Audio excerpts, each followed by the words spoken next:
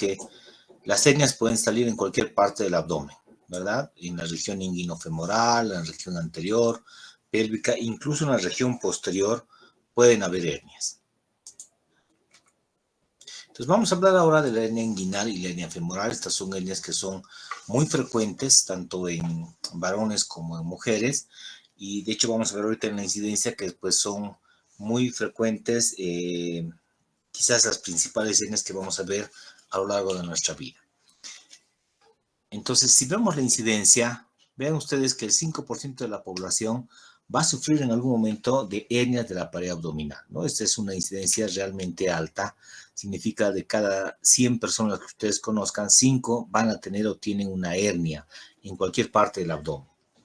Fíjense, además, ustedes que el 75% de todas las hernias son inguinales y 2/3 partes de ellas son indirectas. Es decir, la mayoría de los pacientes con hernia de la pared abdominal, esas hernias se encuentran en la región inguinal y la mayoría de ellas son indirectas. Vamos a ver ahorita cuándo decimos directa y cuándo indirecta.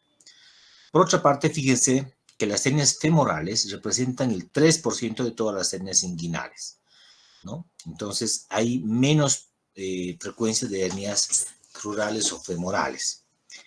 El sexo masculino, por su parte, tiene 25 veces más riesgo de tener una hernia inguinal en relación a las mujeres, y de estas habíamos dicho que predominan las indirectas, ¿no? Con una proporción de 2:1. Son más frecuentes las indirectas que las directas.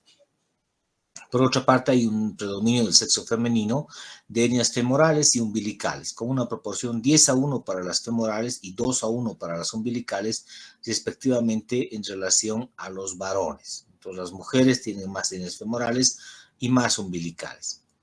Por otra parte, fíjense que el 10% de las mujeres, pero el 50% de los hombres que tienen una hernia femoral van a tener o sufren además de una hernia inguinal, ¿no? Entonces, por esta parte estadística, vean ustedes que la mayoría de los pacientes que tienen hernias, estas se encuentran en la región inguinal. Por eso es importante conocer esa región inguinal específicamente. Si vemos este cuadro en relación a la prevalencia de la hernia inguinal por edad, vamos a ver que la prevalencia actual pues va creciendo a medida que va pasando los años, ¿no? Desde los 25 hasta más de 75 años. Fíjense cómo hay un incremento en relación al porcentaje de hernias, según la edad de unos años, de hernias inguinales. Y la prevalencia de por vida lo mismo, ¿no? Es muy semejante. Fíjense que mientras más años tenga el paciente, más es el riesgo de tener una hernia inguinal. Para que haya una hernia inguinal tiene que haber un defecto en la pared, ¿no? Habíamos dicho un defecto a nivel del orificio inguinal profundo o la pared posterior que vamos a ver ahorita. Hay algunos factores que predisponen a que haya una hernia, y estos factores sobre todo son factores que van a aumentar la presión intraabdominal. Habíamos visto ayer que la presión en el abdomen es positiva y esa presión intraabdominal hace que los órganos tiendan a salirse de la cavidad peritoneal por zonas débiles. Entonces, ¿qué cosas van a aumentar la presión intraabdominal? Van a ser la tos, porque uno al toser hace esfuerzo, utiliza músculos abdominales en la contracción y esto aumenta la presión intraabdominal. Lo mismo que patologías restrictivas como la enfermedad pulmonar obstructiva crónica o el EPOC, la obesidad. Fíjense que la obesidad de por sí tiene aumento de la presión intraabdominal. La presión intraabdominal normalmente es entre 5 y 7 milímetros de mercurio. Cuando estamos por encima de 12 milímetros se considera hipertensión intraabdominal, ¿no? Y hay un rango de seguridad entre 7 y 12 milímetros de mercurio, que es el rango en el que varía nuestra presión intraabdominal fisiológica o normal. Cuando nosotros comemos, cuando nos sentamos, hacemos algún esfuerzo, caminamos, sube y baja nuestra presión intraabdominal. Pero el paciente obeso, a la presión basal, tiene aumentado hasta 7 milímetros de mercurio por encima de la basal, esa presión que decíamos intraabdominal. Por lo tanto, el paciente obeso va a tener una presión basal de 12 milímetros de mercurio y no tiene ese margen de seguridad como nosotros. Por lo tanto, va a tener mayor tendencia a tener hipertensión intraabdominal, ¿no? Incluso ellos cuando ingieren alimentos, cuando caminan, suben algunas gradas y ya tienen hipertensión intraabdominal porque no hay ese margen de seguridad. Entonces, también esa es una predisposición para las hernias. Además, fíjense que el paciente obeso, el paciente con obesidad, hay una infiltración grasa del plano músculo aponeurótico, y esa infiltración grasa en la aponeurosis sobre todo hace que sean los tejidos más lábiles, menos resistentes y se tornen más flácidos. Por lo tanto, eso sumado a la presión aumentada intraabdominal predisponen ellos a que haya más hernias, no solamente inguinales, sino también umbilicales, sin todas ellas que habíamos visto antes. El esfuerzo físico también predispone a que haya hernias por ese aumento de la presión, decíamos, como la maniobra de Valsalva que hacen cuando hay un estreñimiento crónico, por ejemplo, o la presión que hace el paciente para poder empezar a miccionar en el caso del prostatismo o la hiperplasia prostática. El embarazo en las mujeres hace que aumente la presión intraabdominal por el crecimiento intrauterino que ocupa un espacio y eso aumenta, decíamos, la presión intraabdominal, ¿no? Igual que en los niños, el peso al nacimiento menos de 1500 gramos predispone también a que la pared sea muy lábil, muy débil y por lo tanto la presión aumentada predisponga a que haya una hernia. Hay un componente genético, fíjense, en antecedentes familiares de hernia que van a predisponer también a eso y las maniobras de Valsalva, ¿no? Además de la citis, la posición erecta mucho tiempo, trastornos congénitos del tejido conectivo, defectos en la síntesis de colágeno, etcétera. Todo ello va a llevar a que haya un aumento de la presión intraabdominal y por lo tanto haya más riesgo de tener hernias inguinales y también en otras localizaciones. Cuando hablamos de hernia inguinal, fíjense que es muy importante saber la anatomía de esta región inguinal, la anatomía de este conducto inguinal. Este conducto inguinal que se encuentra por encima de un ligamento, el ligamento inguinal o ligamento de Poupart también se llama, tiene una dirección, fíjense, de arriba hacia abajo, de dentro hacia afuera y tiene dos orificios para su estudio anatómico, ¿no? Un orificio externo, superficial y un orificio interno o profundo. Y a su vez tiene 4 paredes, como vamos a ver ahorita, ¿no?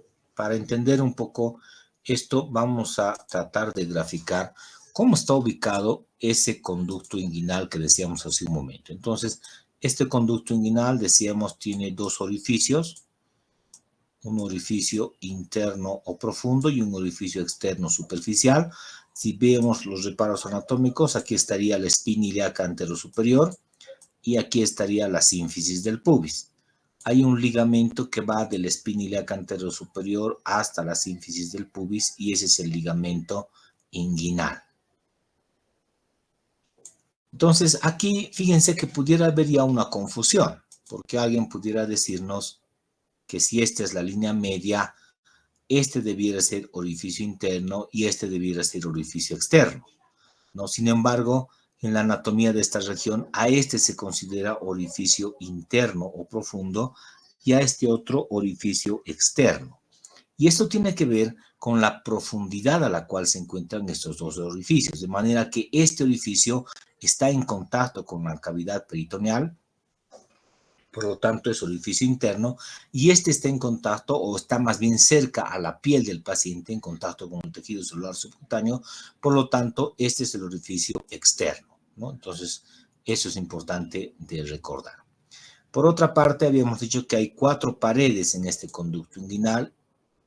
De esas 4 paredes, esta sería la pared superior, esta es la pared inferior del conducto inguinal, la pared anterior estaría aquí y la pared posterior estaría por dentro. Estos elementos que forman las paredes de este conducto inguinal son elementos que forman la pared abdominal propiamente dicha, ¿no? Ayer, si ustedes recuerdan, decíamos que el abdomen está compuesto por 9 paredes, desde la piel hasta, o 9 estructuras, desde la piel hasta el peritoneo parietal. Entonces, la pared anterior de este conducto inguinal está formado por la aponeurosis de un músculo, el músculo, decíamos, más voluminoso que encontramos, que es el músculo oblicuo externo. Entonces, el oblicuo externo, si ustedes recuerdan, es un músculo que se inserta en las caras laterales de las 6 a 7 últimas costillas, se inserta en la cresta ilíaca, en la espina ilíaca anterosuperior y en el pubis. Y sus fibras, habíamos dicho, que se dirigen de arriba hacia abajo para entrelazarse con las del lado opuesto, formando esto que es la línea alba. A este nivel, fíjense que ya no hay músculo. A este nivel está solamente su aponeurosis, que le sirve como tendón de inserción al músculo oblicuo externo. A este nivel vamos a encontrar solamente esa aponeurosis, decíamos, que le sirve como tendón de inserción. Por eso, la pared anterior del conducto inguinal está formado por la aponeurosis del músculo oblicuo externo. Este músculo oblicuo externo, a este nivel, fíjense que emite una apertura en la aponeurosis misma, dando lugar a esto que se conoce como pilares de la aponeurosis del oblicuo externo. Este sería el pilar interno, el pilar externo, e incluso aquí hay un pilar posterior. Estos pilares dan origen al orificio inguinal superficial o externo, que se encuentra, repito, a nivel del oblicuo externo. Entonces, la pared anterior está dada por la aponeurosis del músculo oblicuo externo. Si viéramos en otro corte, esto mismo, veríamos que la pared anterior estaría así, formada por la aponeurosis del músculo oblicuo externo. Tomando en cuenta que esto fuera la parte externa y este fuera la parte interna. Aquí estaría en la parte interna las asas de intestino, el biflón mayor, etc. ¿Ya? Bien, por otra parte, la pared inferior, esta pared, está formado por el ligamento inguinal. Ese ligamento inguinal es nada más que el borde inferior de la aponeurosis del músculo oblicuo externo. Si ustedes recuerdan, este músculo oblicuo externo se inserta más bien en la inserción baja, en la cresta ilíaca, los 2/3 anteriores, en la espina ilíaca anterosuperior y también en el pubis.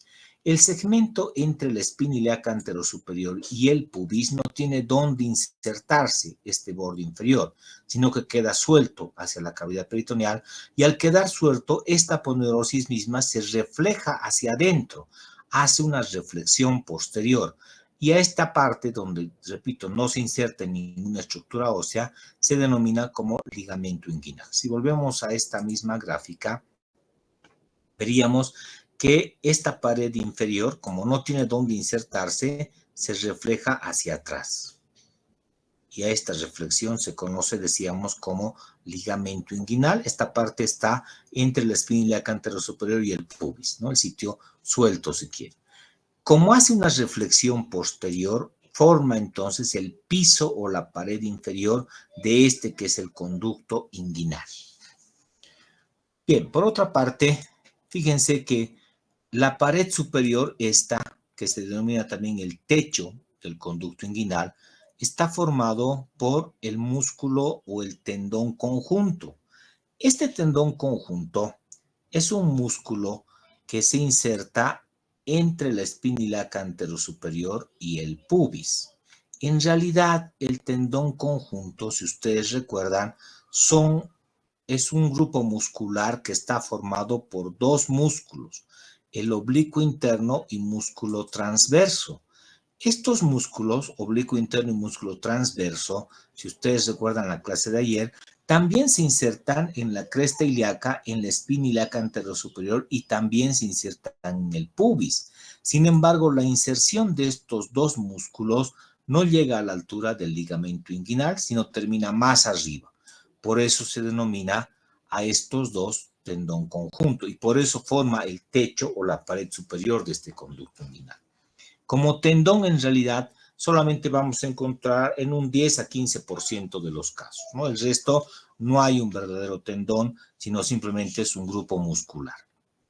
Entonces, a este nivel, estos dos músculos se unen sus fibras y eso se llama tendón conjunto. Si volvemos a esta gráfica, si ustedes recuerdan, decíamos que la pared anterior está formada por la aponeurosis del músculo oblicuo externo, la pared inferior está formada por el ligamento inguinal, que es una reflexión posterior de esa misma aponeurosis, y por dentro de esto estaría así el oblicuo interno. Si ustedes recuerdan, es un músculo que está por dentro del oblicuo externo. Si quieren, esto lo podemos prolongar más arriba.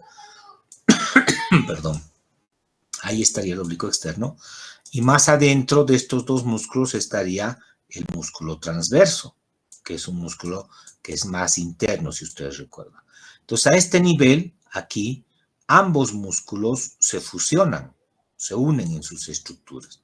Y a la unión de estos dos músculos, oblicuo interno y transverso, se conoce como tendón conjunto. Y fíjense, el tendón conjunto forma la pared superior del conducto inguinal. Y finalmente, fíjense que la pared posterior de este conducto está formado por la fascia transversalis. Habíamos dicho que después de los grupos musculares, ayer, había una fascia que se llama la fascia transversalis. Si ustedes quieren, debajo de esta fascia está la grasa preperitoneal y finalmente, como última capa, está el peritoneo parietal. Entonces, repasando los elementos que forman las paredes del conducto inguinal, vamos a encontrarnos que la pared anterior está formada por la aponeurosis del músculo oblicuo externo, la pared inferior por el ligamento inguinal o ligamento de Poupart, la pared superior por el tendón conjunto, que es la unión del oblicuo interno y músculo transverso, y la pared posterior está formada por la fascia transversalis, ¿no? La fascia transversalis.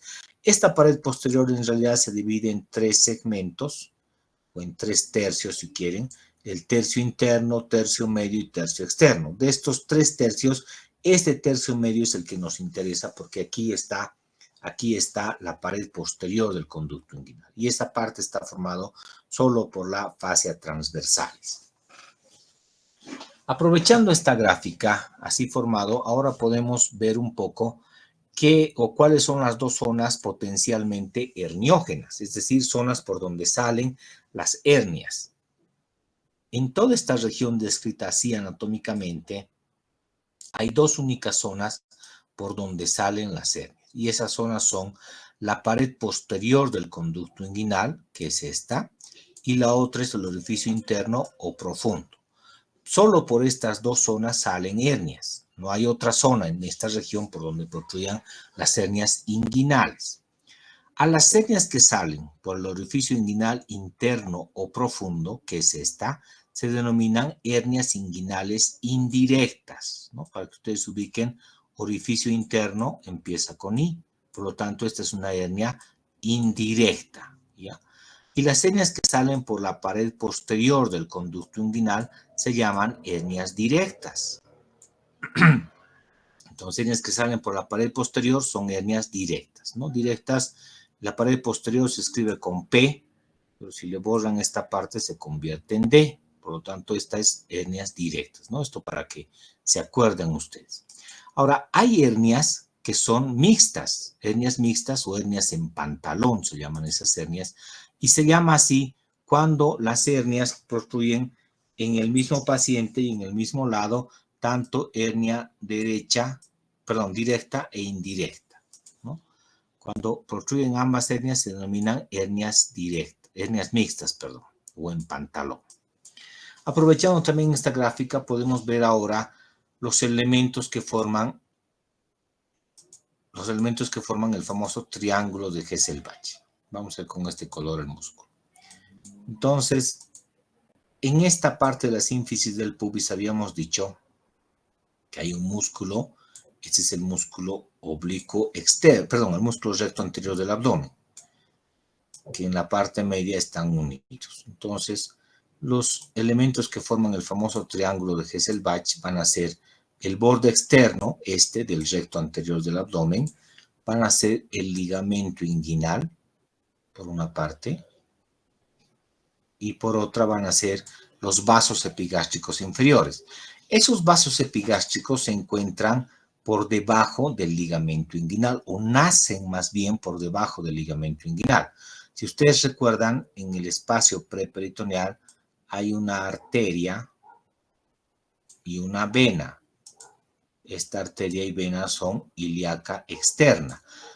Cuando estos vasos, la arteria y vena ilíaca externa, atraviesen el ligamento inguinal, se convierte en arteria y vena femoral. Antes que atraviesen, se denominan arteria y vena ilíaca externa. Estos vasos ilíacos externos van a emitir unas ramas, las arterias epigástricas inferiores, que van a ir hacia el ombligo, hacia la parte media. Para anastomosarse, habíamos visto ayer con la epigástrica superior, que son ramas de la torácica interna, antes llamada mamaria interna. Entonces, volviendo a lo que estábamos viendo, Los límites del triángulo de Hesselbach van a ser el borde externo del recto anterior del abdomen, el ligamento inguinal y los vasos epigástricos inferiores, ¿no? Si ustedes ven, así se forma el triángulo de Hesselbach. Y la teoría nos dice que las hernias que salen por dentro de este triángulo son hernias directas. Vean ustedes que dentro del triángulo está la pared posterior del conducto inguinal. Y las hernias que salen por fuera del triángulo de Hesselbach son hernias indirectas. Por lo tanto, estas son hernias indirectas, ¿no? Se cumple esa teoría con esta imagen. Estos vasos epigástricos inferiores también pudieran denominarse o también podrían ser de referencia para diferenciar hernias directas e indirectas. Y entonces diríamos, las hernias que salen por dentro los vasos epigástricos son hernias directas. Dentro, haciendo referencia ahora sí a la línea media. Entonces, por dentro de los vasos epigástricos son hernias directas y las que salen por fuera de los vasos epigástricos son hernias indirectas. ¿Ya? Esa es la nomenclatura que habitualmente se utiliza para describir una hernia directa de una hernia indirecta. Bien. Habíamos visto que la mayoría de los pacientes con hernias son hernias indirectas y esto ocurre cuando se abre el orificio inguinal interno profundo y protruye una hernia. Este orificio inguinal interno o profundo en una primera instancia fisiológicamente está abierto, ¿no? Si nosotros recordamos el desarrollo embrionario, vamos a ver que este conducto inguinal sirve de paso en el varón para el cordón espermático. Primero, entonces, en la cavidad abdominal se forma el testículo y el testículo, a medida que avanza el desarrollo embrionario, va descendiendo y tiene que atravesar este orificio inguinal interno profundo y al atravesar sale por el orificio superficial y finalmente se va a localizar en la bolsa escrotal. Es decir, para que el testículo llegue a la bolsa escrotal, tiene que atravesar este orificio inguinal interno profundo. Por lo tanto, naturalmente, esto embriológicamente está abierto, este orificio.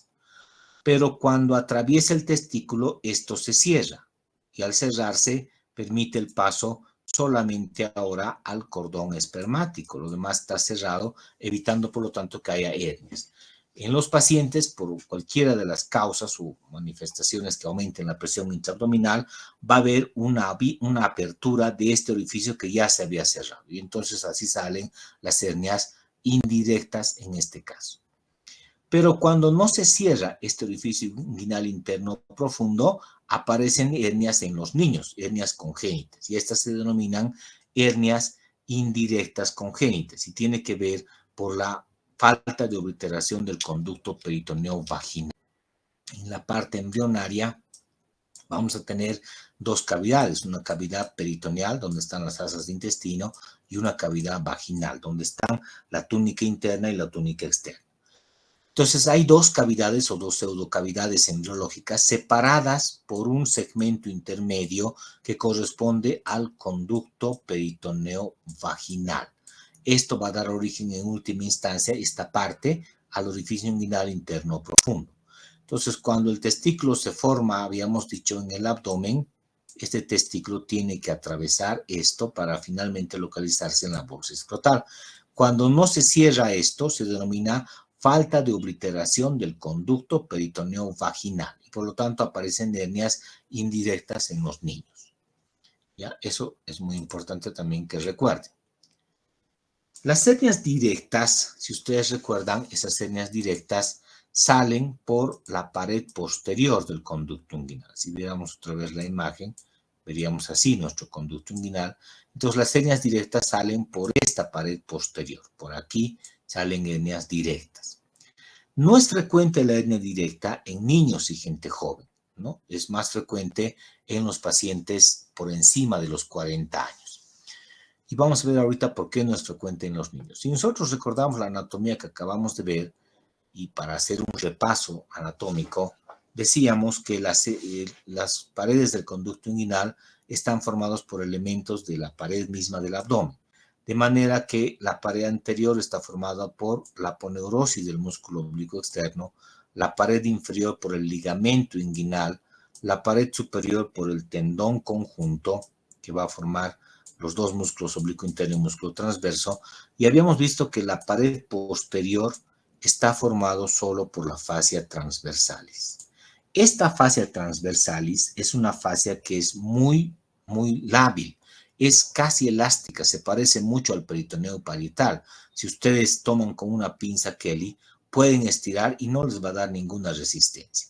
Tomando en cuenta que del otro lado está la cavidad peritoneal y habíamos dicho que en esta cavidad hay presión positiva que empuja a los órganos hacia la pared, es lógico pensar que como esta es una zona débil normalmente anatómicamente, por aquí deberían salir todos los elementos de la cavidad peritoneal, ¿no? Por aquí debería salirse todos los elementos hacia el conducto inguinal y entonces todos los niños, adolescentes, jóvenes, etcétera, tendrían que tener una hernia inguinal. Pero esto no ocurre por un mecanismo que se denomina el mecanismo obturador.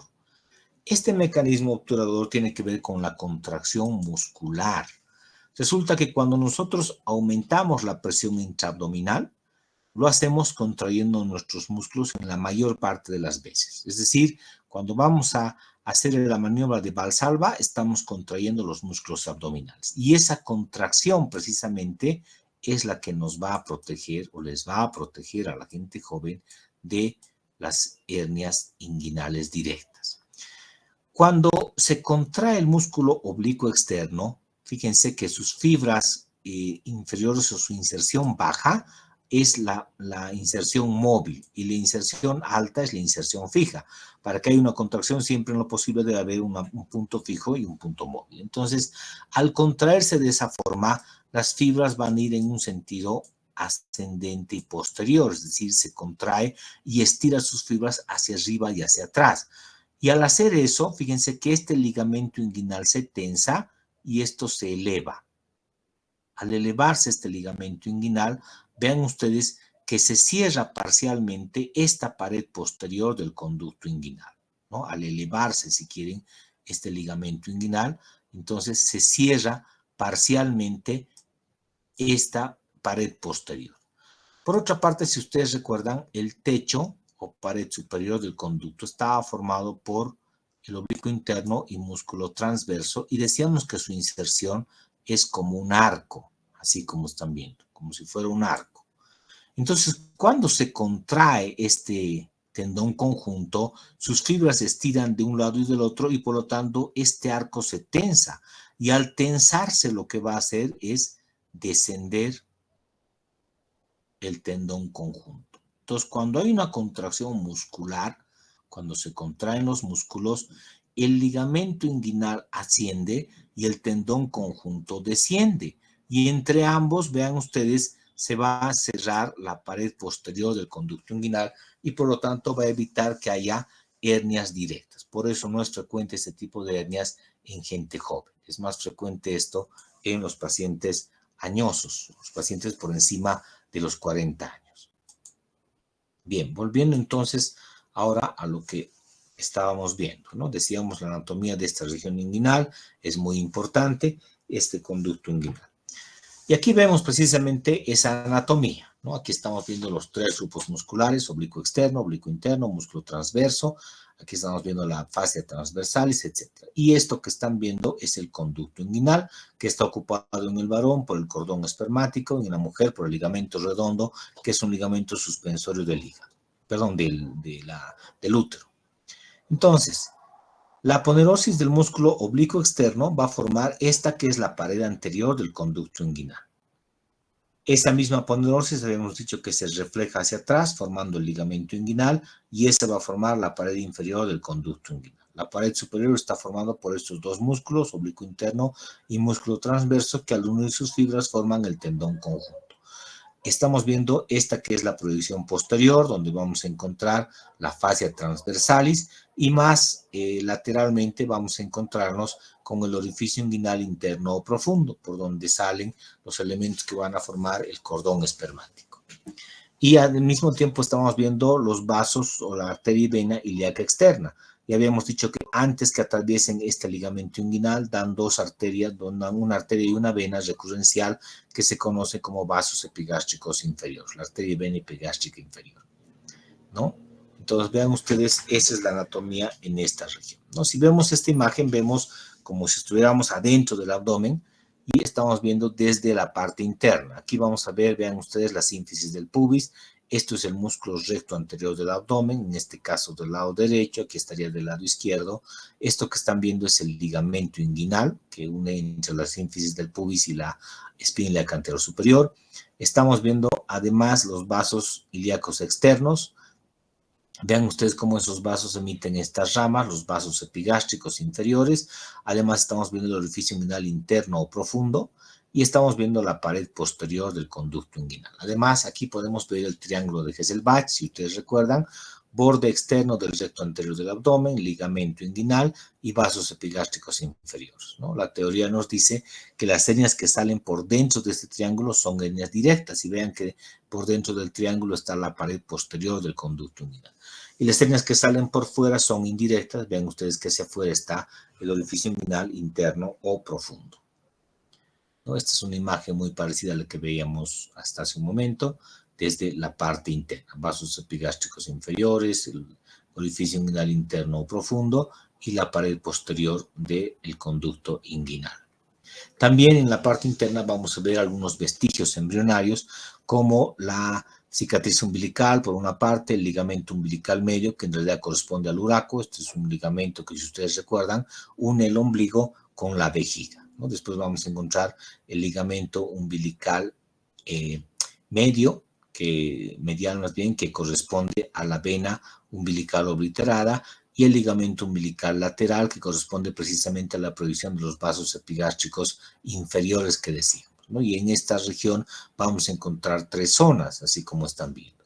Una que es la zona supravesical, la que está muy cerca a la vejiga.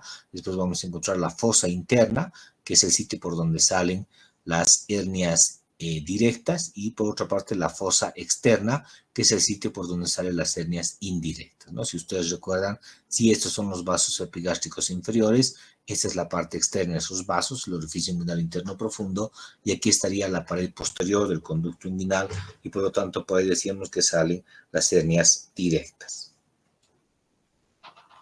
En esta imagen vemos igual, aunque en esta imagen vamos a ver además los nervios que acompañan al conducto inguinal. Estos nervios son importantes, que salen de la espina ilíaca anterior superior. Son tres troncos importantes que van a dar algunas ramas también importantes para la inervación, sobre todo genital, ¿no? Dentro de esos nervios está la rama femoral del nervio genitofemoral, que nos va a brindar irrigación de toda la región inguinocrural, inclusive el nervio iliohipogástrico, el nervio o la rama genital del nervio genitofemoral, incluso nervios que van a inervar el muslo, la pierna, etcétera, que también son importantes. Todo esto es importante porque en la cirugía, si no preservamos o no conservamos esos nervios, podemos tener dolores en estas regiones, y a veces dolores que son o pueden ser incapacitantes para el paciente. Hay muchas clasificaciones en relación a las hernias inguinales. Una de las que más se utiliza es la clasificación de Nyhus para las hernias inguinales, y esta clasifica en 4 tipos. Tipo 1 y tipo 2 corresponden a las hernias inguinales indirectas, es decir, a las que salen por el orificio inguinal interno o profundo. La tipo 3 tiene que ver o se relaciona con las hernias directas, y las tipo 4 son hernias recidivadas. La tipo 1 entonces es una hernia inguinal indirecta que tiene un anillo inguinal interno normal, no está dilatado. Esto ocurre en las hernias pediátricas. Habíamos dicho en la falta de obliteración del conducto peritoneo vaginal, entonces corresponde al tipo 1 de la clasificación de Nyhus. En cambio, la tipo 2 es una hernia inguinal indirecta con un anillo inguinal que está dilatado en el interno, y la pared posterior, inguinal posterior, está intacta. O sea, solo afecta al anillo orificio inguinal interno profundo. Y además no hay desplazamiento de vasos epigástricos inferiores profundos. Entonces, esta corresponde a las hernias inguinales indirectas adquiridas. La tipo 3 tiene que ver con un defecto de la pared posterior. Se subclasifica en 3 tipos, A, B y C. A es una hernia inguinal directa, la que sale por la pared posterior propiamente dicha. B es una hernia inguinal indirecta con anillo inguinal interno dilatado, que comprime además medialmente y destruye la fascia transversal, el triángulo de Hesselbach, etc., ¿no? Estas son hernias grandes, como la hernia inguinoescrotal masiva o hernias por deslizamiento, o las hernias en pantalón o mixtas que habíamos visto. La tipo C de la tipo 3 es una hernia femoral o crural. Y la tipo 4 ya habíamos visto que son hernias recidivadas o recurrentes. Estas pueden ser directas, indirectas, femorales o combinadas o mixtas al mismo tiempo. Entonces, según la clasificación, esta es otra clasificación de Gilbert, clasifica en 7 tipos de hernias, desde las hernias pequeñas indirectas, medianas indirectas, tipo 2, grandes indirectas, tipo 3, tipo 4 directas, que abarca la totalidad del piso inguinal, la pared posterior, tipo 5 diverticular directa, tipo 6 combinada o en pantalón, y tipo 7 femoral, ¿no? Entonces, esa es otra clasificación importante. Bueno, ¿cómo hacemos el diagnóstico de una hernia inguinal? Primero, fíjense que el paciente se queja de un dolor a nivel de la región inguinal, sobre todo cuando hace algún esfuerzo físico, ¿no? Es muy típico preguntar que si le duele cuando el paciente hace algún esfuerzo, como la maniobra de Valsalva, el tos, levantar algo pesado, etc. Entonces ahí va a sentir dolor. Al principio puede que no se vea nada en la piel del paciente, porque la hernia no nace de un orificio netamente grande, sino que nace de orificios pequeños que con el pasar del tiempo van incrementando el tamaño. Es decir, al principio probablemente el orificio herniario va a ser de milímetros, 2, 3 milímetros, y cada vez que el paciente posterior a ello haga un esfuerzo físico, ese tamaño del anillo va a ir creciendo, dilatándose, hasta hacerse notablemente visible en la pared abdominal, ¿no? Entonces al principio solo siente dolor cuando hace esfuerzo físico y después ya empieza a ver la protrusión de una masa en la región inguinal cada vez que el paciente hace algún esfuerzo físico. Muchos pacientes aprenden a reducirse, se recuestan, se hacen masajes, etcétera, y se reduce el contenido. Si no se opera, esto puede ir creciendo cada vez más este anillo y como la presión es positiva del abdomen, puede salirse todo el contenido al saco de la hernia, ¿no? No es tan infrecuente ver hernias gigantes, antes llamadas monstruosas, de la región inguinal que puede llegar hasta la rodilla inclusive, ¿no? El escroto crece hasta la rodilla y el contenido es casi todo el contenido de la cavidad abdominal propiamente dicha.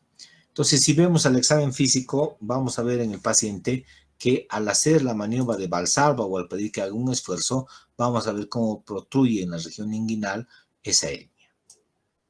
De nuevo. Entonces, si nosotros vemos al paciente y le pedimos que haga algún esfuerzo, que vaya a toser o que levante los dos pies sin doblar las rodillas, vamos a ver una imagen en esta región. Vean ustedes cómo protruye y se reduce, ¿no? En este caso, con la maniobra de Valsalva. Esto es lo que habitualmente ocurre en los pacientes con hernias, ¿no? Hasta aquí podemos sospechar de una hernia inguinal, no sabemos si es directa, indirecta, etcétera, ¿no? Solamente vamos a sospechar y además con la anamnesis que el paciente nos ha contado de que siente dolor durante el esfuerzo físico y que ha visto además o ha notado la protrusión de una masa. Lo siguiente que hacemos es la exploración física y fíjense que para explorar a un paciente hay que hacerlo de pie. Es mejor explorar cualquier tipo de hernia en un paciente de pies, porque por la gravedad vamos a poder ver el contenido o el saco de la hernia. Entonces, lo siguiente que hacemos es un tacto del conducto inguinal a través de la maniobra del Landívar. Reducimos la hernia, introducimos el dedo índice, por supuesto enguantado, en el conducto inguinal. Si queremos introducir directamente en la piel del paciente, va a ser muy difícil porque la piel no es elástica y porque le va a doler al paciente. Entonces, para poder hacer un buen tacto del conducto inguinal, tenemos que reducir el escroto. Es decir, tenemos que irnos hasta la mitad del escroto, por eso las manos tienen que estar con guantes, y se debe el escroto reducir en el conducto inguinal. Y van a ver que con eso su dedo se va a perder en el conducto inguinal y no le va a producir dolor al paciente. Probablemente sí una molestia, pero no dolor, ¿no? Entonces, eso es importante. Entonces, con nuestro dedo en el conducto inguinal vamos a poder identificar esto que es el orificio inguinal interno profundo y aquí estaría la pared posterior del conducto inguinal tomando en cuenta que todo esto es el conducto inguinal. Entonces, con el dedo en el conducto inguinal pedimos al paciente que haga la maniobra de Valsalva y la teoría nos dice que si el saco de la hernia nos golpea la punta del dedo y nos empuja en este sentido, la hernia es indirecta. Y por otra parte, si el saco nos golpea el dorso de la mano, del dedo más bien, y nos empuja hacia adelante, la hernia es directa, ¿no? Se puede hacer también combinaciones como la maniobra de la Landívar modificada, en la que se utiliza la otra mano del explorador y esa mano va a tapar este orificio inguinal interno profundo. Hacemos una presión con la otra mano, luego con el dedo índice vamos a palpar este conducto inguinal y pedimos otra vez al paciente que haga la maniobra de Valsalva. Si vemos que no protruye nada, entonces hablamos de que la hernia es indirecta porque estamos tapando con otra mano este anillo. Y si a pesar de esto protruye una hernia, entonces consideramos que la hernia es directa porque no estamos tapando la pared posterior del conducto inguinal. Este tacto del conducto inguinal tiene una regla. Las hernias derechas se palpan con el índice derecho y las hernias izquierdas con el índice izquierdo, ¿no? Todo eso es muy importante de que vayamos a recordar. Bueno, en honor al tiempo vamos a quedar aquí. Mañana vamos a continuar con estudios de imágenes y ya con el diagnóstico de las hernias inguinales. Que les vaya muy bien. Hasta luego, doctor. Gracias, doctor. Hasta luego. Ya. Hasta mañana, que estén bien. Hasta luego, doctor. Hasta mañana.